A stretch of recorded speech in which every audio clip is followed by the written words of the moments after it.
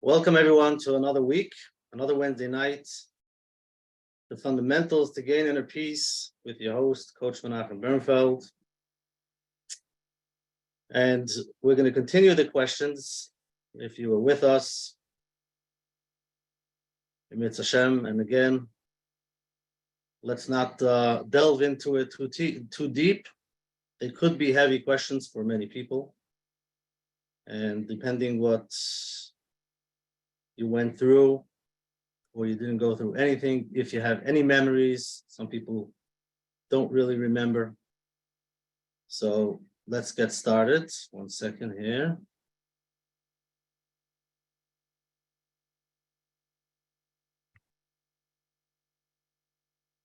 Here we go.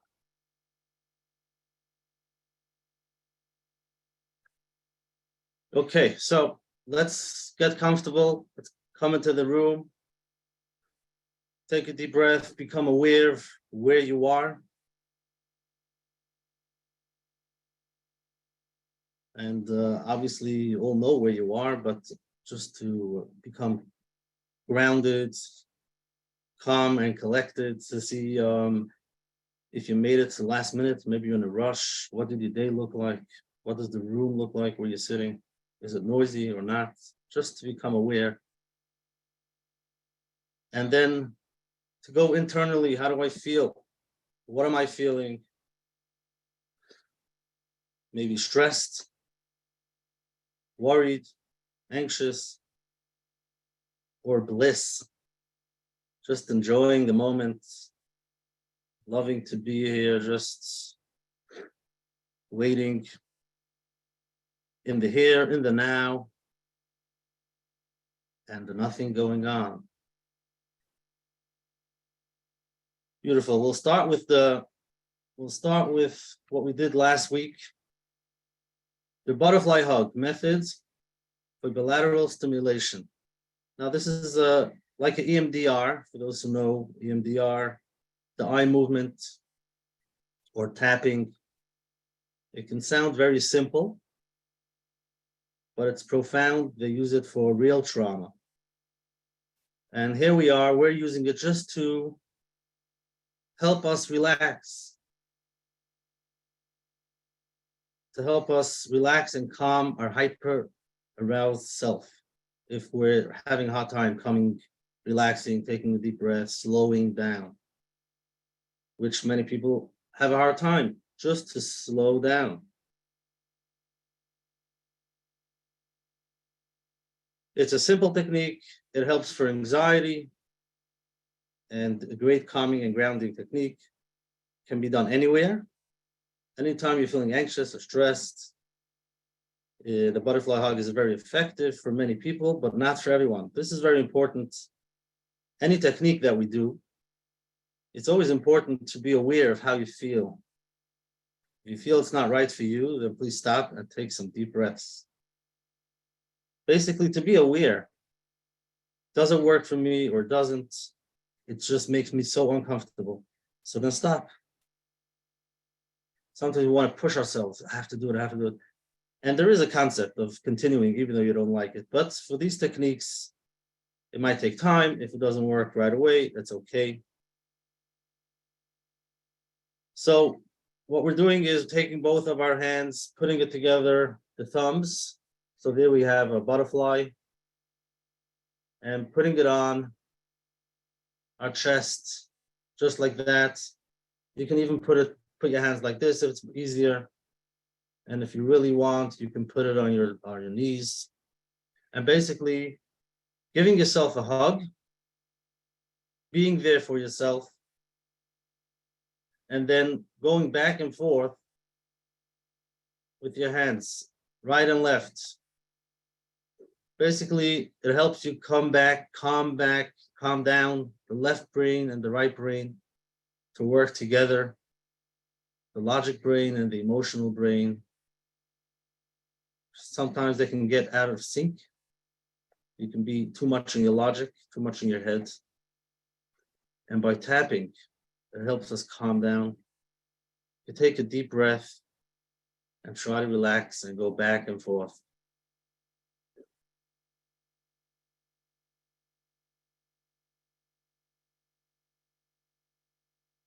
You can go slow, you can go fast, whatever works for you. There is no right or wrong. And just become aware of how you feel. Take a deep breath all the way down to your stomach.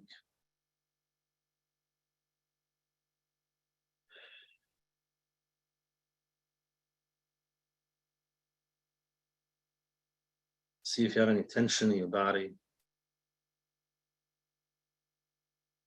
And just be there for yourself, no matter what you're going through, no matter what you're feeling, whatever your thoughts are, it's okay.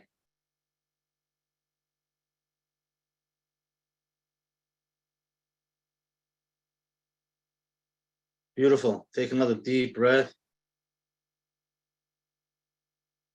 And just become aware of how it feels. Some people feel more, some people feel less. Whatever you feel, it is fine. It's good.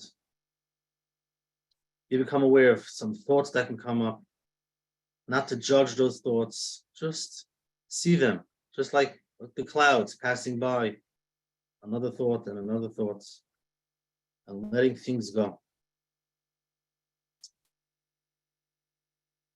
So we're going to do a fast recap from last week, the first 4 questions, and then we'll go to the next 4 tonight. So again, just by letting things come up, whether you have memories or not. Some people went through real trauma, and those we always suggest they find help, somebody who can sit with them and they can talk about it, they can discuss it. But for people who didn't go through any trauma, and like we spoke many times, life was good, you know, parents, siblings, went to school, grew up, got married, basically looks normal, but it's important to look back and to see what are the ways that I'm dealing with my kids, I'm dealing with the challenges that I have. Is it something that I picked up, the ideas that I picked up? So it's important to reflect. So here are the first four questions, and we'll do it a little bit faster because we did it last week, and then we'll continue. So question number 1, did you feel rejected or threatened by your parents? Were there other experiences you had that felt overwhelming or traumatizing in your life during childhood or beyond? Any stories?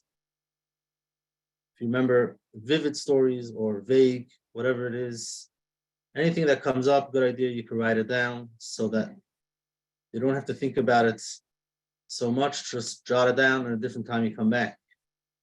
Do any of these experiences still feel very much alive? Do they continue to influence your life? Are there places you don't go because of what happened when you were as a child? Scared of a dog, maybe a dog ran after you. So there's some places you're not going to go because you're scared, which is normal. Just becoming aware. How did you get along with your parents early in your childhood? How did the relationship evolve throughout your youth and into the present? So getting along with parents. Every parent is different. Every family is different. The size of the family, situation. And what changed? Now that you're older, you see yourself doing the same things, or you've learned, you've realized certain things, became aware of why they dealt with certain things a certain way. Number 3, how did your relationship with your mother and father differ? What was different? Everybody has their own personality. Thinking back, what did it look like? How are they similar? Are there ways in which you try to be like them or try not to be like them? Sometimes we do the opposite because we didn't like what they did. We didn't like the way we grew up. So we decide, you know what? Let's go the other way. Also not healthy because we need a balance. And you might be doing it from a negative place. Just becoming aware. And number 4, did you feel rejected or threatened by parents? We did this. This is number 1. Sounds similar. Did you feel rejected and threatened by your parents? Were there other experiences? Looks like the same thing. Same thing. Basically the same thing. Okay. So this was what we did last week to see if anything comes up. And sometimes people start thinking, maybe it makes a difference, maybe it didn't. I do remember a small story here, a small story there, what happened in school, maybe a teacher, a parent. Just to remember, and slowly you can realize that maybe it makes a difference. So let's go to question number 5. So this is how they disciplined.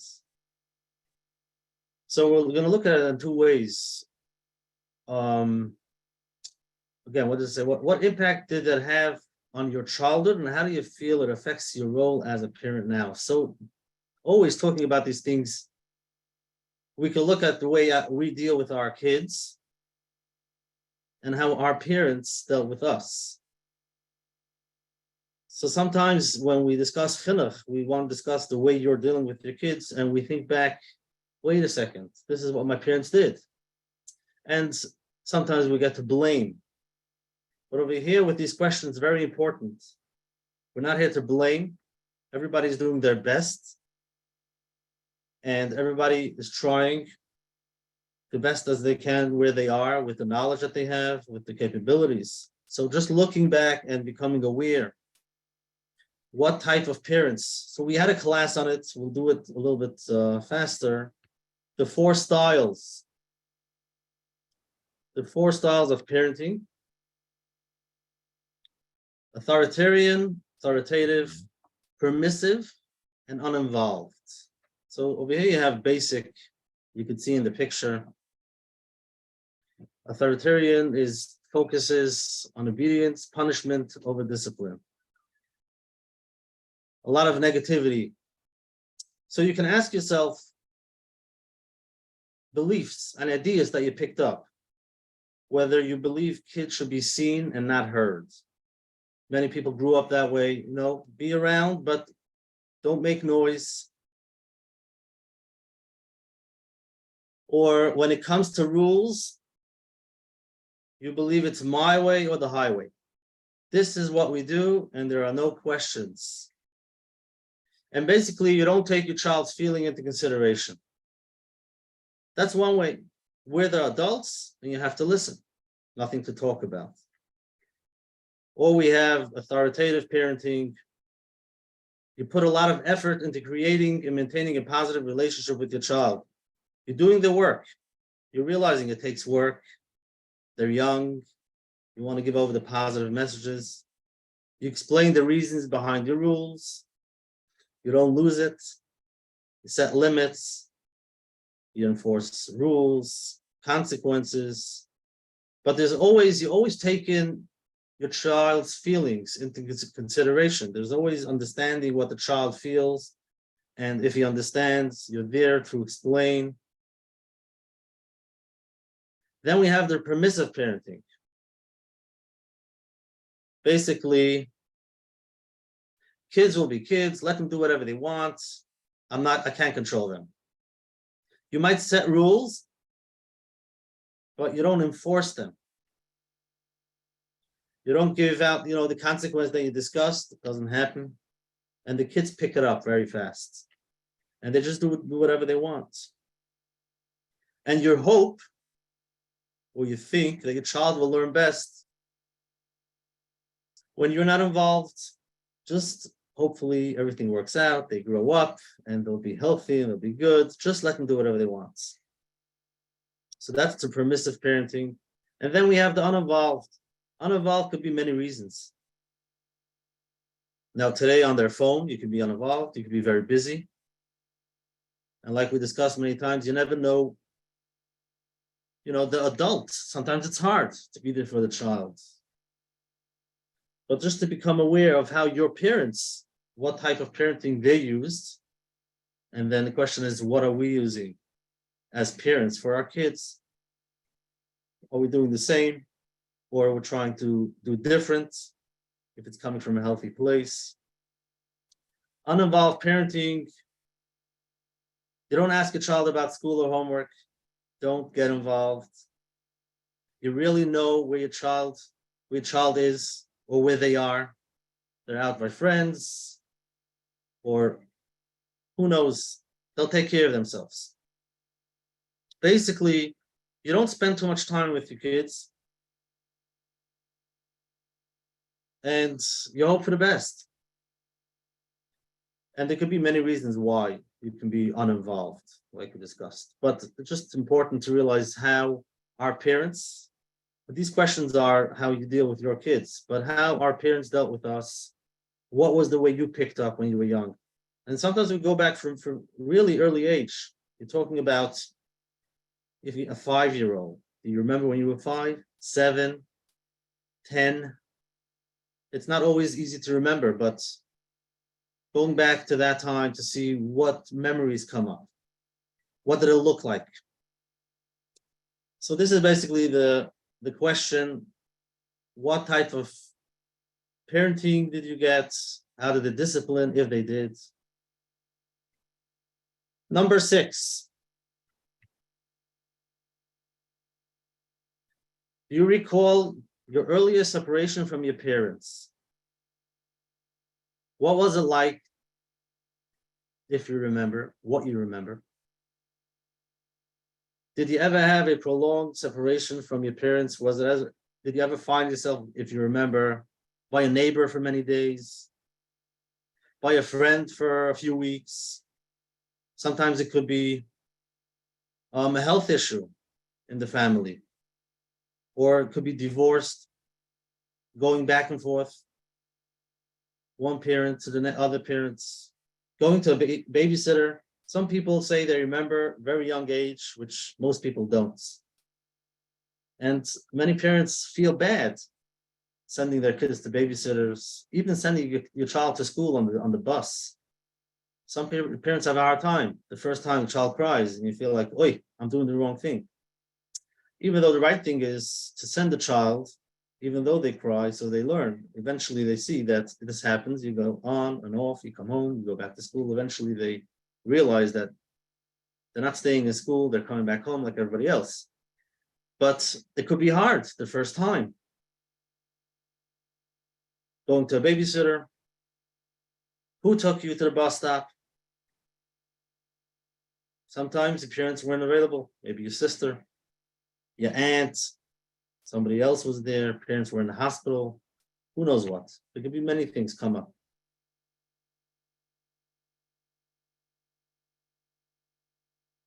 Always important to remember, if any small things come up, to see how you dealt with it. Did you have anyone to talk to? And this is question number 7. Could be a heavy one for people who experienced it. Did anyone significant in your life die during your childhood or later in your life? What was that like for you then? And how does that loss affect you now? So it's hard. I deal with kids, younger kids, and sometimes divorce or a health issue. They would tell me that it doesn't bother them. Even without asking, they share it. Before I get a chance to talk about it, they share. Yeah, it's fine, it's gonna be good. But automatically I can feel, you can smell that inside there's insecurity. There's no one to talk to. There are a lot of questions, a lot of fear. But they don't want to go there because it hurts. It's not comfortable. So the coping mechanism, they just say, I'm fine. Now, many of us had the same situation. We had heavy situations. I personally remember when my grandfather died, I was around 13. I didn't have who to talk to. My parents weren't available, obviously busy, taking care of whatever they had to take care of. I was 13. That's pretty old. I could have asked, but I didn't. And where they were going, what they were doing, I don't even remember. I remember feeling a little bit lost. And that's it, not asking any questions. So probably in my mind, I decided to say, they're probably busy. And this is a painful situation, obviously. And let whatever happens happen. Okay.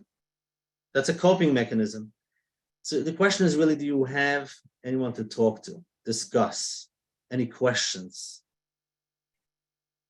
So if somebody loses a loved one, depends what age, it's something you have to be able to talk, feel comfortable to ask. Just today, somebody mentioned in the school, somebody was diagnosed with the whatever illness it was, and this child was having a hard time asking questions, but just being there for the child and saying, it's hard, and questions are going to come up. Whenever you have a question, you can always ask me. So here we are with these questions, asking ourselves, did we go through these situations when we were younger? Did we have who to talk to or not? Did we tell ourselves, I'm fine, it's good, it doesn't bother me, and go on in life?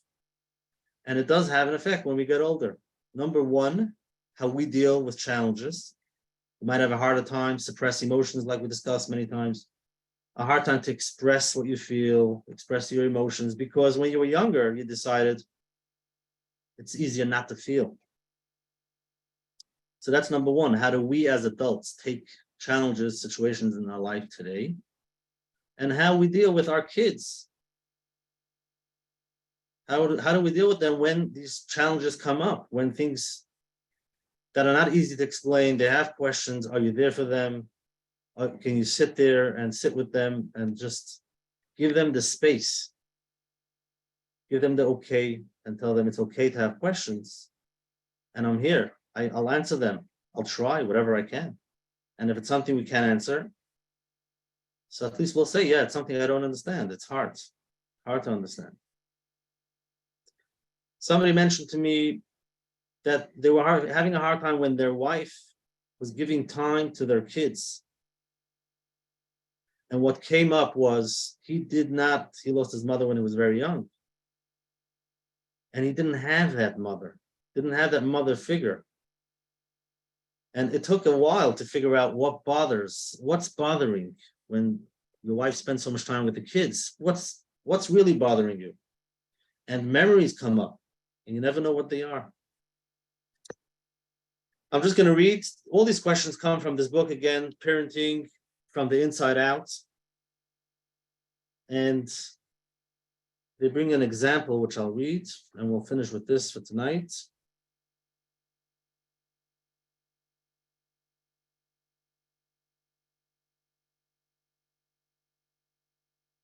So here we go. My mother and father were very caring. Here's how one parent with a secure attachment and security. Here we go. My mother and father were very caring, but my father had a problem with manic depressive illness. It really made growing up at my house unpredictable for my sisters and me. It helped that my mother knew how scared I was of my father's moods. She was very tuned in to me and did her best to help me feel safe. It was very frightening. Although at the time I thought being scared was normal, but in thinking about it now, I realize how much my father's unpredictability shaped so much of my life as a child and even into my 20s. It wasn't until he was treated effectively after my son was born that I could get any perspective on what had happened. Initially, it was really hard for me to deal with my son when he got upset. I got scared all over again at somebody out of control. I had to figure out why I had such a short fuse. I really had to work on myself so I could be a better parent. I'm not so reactive, and my son and I get along great. My relationship, I guess now when they work on it, my relationship with my dad is even getting better now. Our relationship had been very stormy, but now I think it's pretty good. He's not as sensitive or open as my mother is, but he's doing the best he can. He's gone through a lot, and you've got to respect him for that. So basically, when a child, 4-year-old, would throw a tantrum, she would lose it. Now, you would wonder why. Well, after doing the work, it wakes up these thoughts, these memories of when she was young. And this is how her father, when she saw her father losing it, and now her son is losing it, basically, she saw the same pictures, same feelings about herself. And this is something that's sad if you don't realize. This child is a regular child throwing tantrum, which is okay. Us adults, to be there in the room for them, to be calm and collected, present, to be there for them, and not to lose it is very important. But if we don't know what it is and why we're so nervous when the kid cries, what are we scared? So that's it for tonight. Now, again, these questions could be heavy for some, and for many, they don't remember anything. That's okay too. Wherever you are, you're okay. To slow down, to stop and to think, to look around, see how you deal with your kids. Sitting for a few minutes, trying to think back what your childhood looked like when you grew up. It's not that you're looking to dig up all of the negativity. It's just that we can look back and see, does it have any effect on me, the way I deal with my kids or at work, how I feel about myself, which is very important. Hopefully next week, Mitzvah Hashem will continue, finish the last 4 questions, and then we'll have a Hanukkah break. That's it for now. Thank you very much for joining. If you want, you can send in some questions. We'll have a few minutes. You can put it in the chat.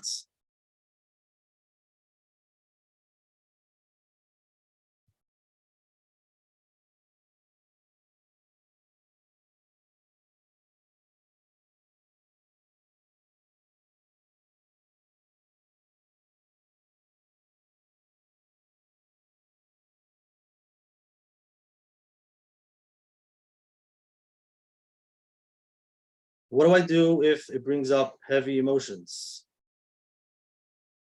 If these memories bring up heavy emotions? Very good question. Now, again, I don't know if you ever went to a therapist to discuss the situation in your life, but if it brings up heavy emotions, thinking about it, you're probably pretty much still connected. And it's important to talk to someone. But till you find someone, what you could do is, first of all, find some techniques that work for you, relaxing, deep breathing, the butterfly hug, the VU sound, whatever, something that helps you relax. Because what happens, it brings up these heavy emotions, you get nervous, and you feel like you can't stay there. And if it does get too heavy, stop, come back a different time and get help. But if you could stay there, it does bring up heavy emotions. Do some deep breathing. Try to relax and understand you're not there. Now you're safe. And if anger comes up, just become aware that you're angry and it's okay. Whatever feeling comes up. Journaling is very important. Write down what story came up and what it makes you feel. If it's too hard, just write it down, close it, and go on with your day. Come back a different time. But if you can stay there for a few minutes, write down what your thoughts were when you were younger. How did you look at it when you were 10? Obviously, you don't look at it the same way. And now, as an adult, you can maybe change different thoughts, different ideas that you can tell yourself. But that's step number 2. We're looking for step number 1 first. How do you feel? And just whatever comes up, it's okay. But yes, it's a very good question. It's always important to have in your toolbox many tools so that when you start this journey and things come up, you should be able to be there. Seeing the thoughts come and putting it on leaves in the river. We had a meditation on that. You put it on the leaf and let it go. Or on the clouds. put it on a cloud, and let it continue.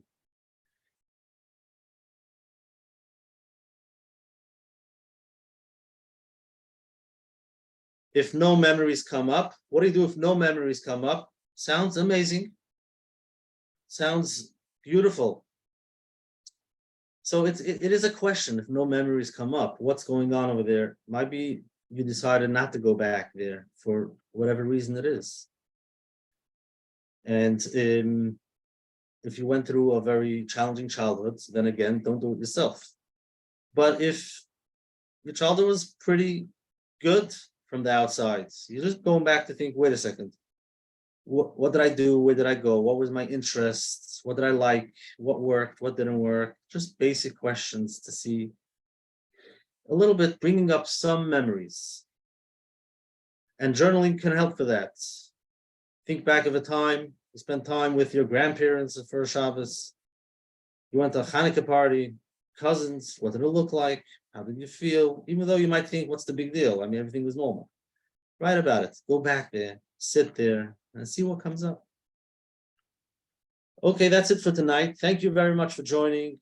And like I always say, thank yourself for taking some time off, for giving yourself the time that you deserve for yourself, to slow down, to relax, and just to be and see what comes up so that you can take your next day with a little bit more relaxed compassion for yourself.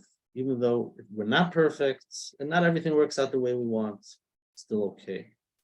Have a good night and a great week. I'll see you next Wednesday, Mitzvah Hashem. Thank you. Thank you.